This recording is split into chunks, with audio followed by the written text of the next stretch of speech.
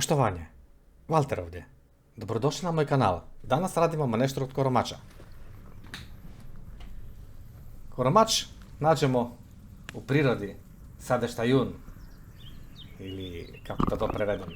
Sada je vrijeme kad ga ima posvuda, apsolutno. Naberemo koliko nam je potrebno.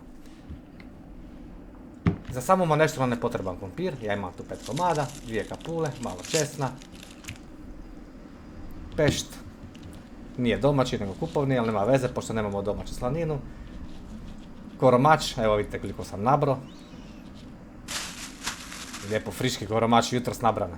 Malo fažola, ovdje je bila kračica, malo suhoga mesa, pečenog hamburgera, malo biža ili graška kako ko zove, pelate, pasirana rajčica, začini sol, papar i domaće maslinovo ulje.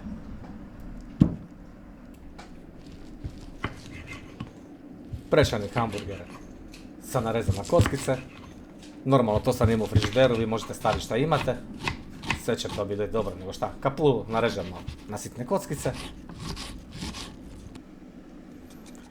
Češnjak isto tako, na sitno.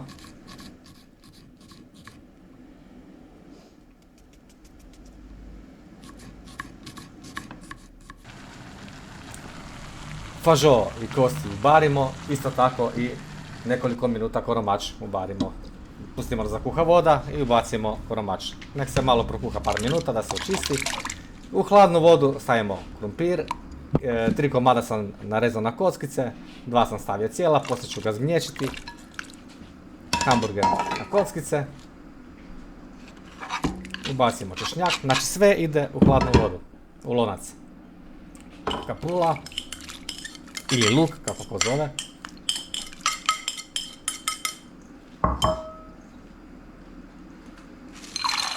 Biž i koromač. Već sad ovo lijepo miriše, a još nije ni počelo kuhati. Ubacimo kračicu. Začinimo paprom, slobodno malo bogatije, ne ovako ko ja sam premalo stavio, ali kasnije sam nadodao još. Malo pelata.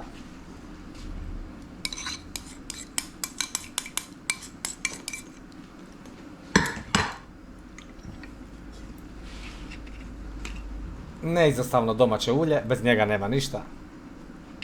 To je zlato u boci. Začinimo soli. Ubacimo pešt.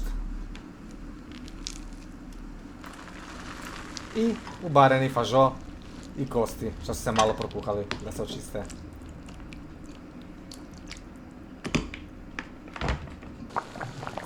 I to lijepo stavimo sve da se kuha. Pa dobrih 3 sata. Cijeli kvart miriši, cijela ulica miriši po koromaču. A ništa, šta nam preostaje nego da probamo. Ma Floki!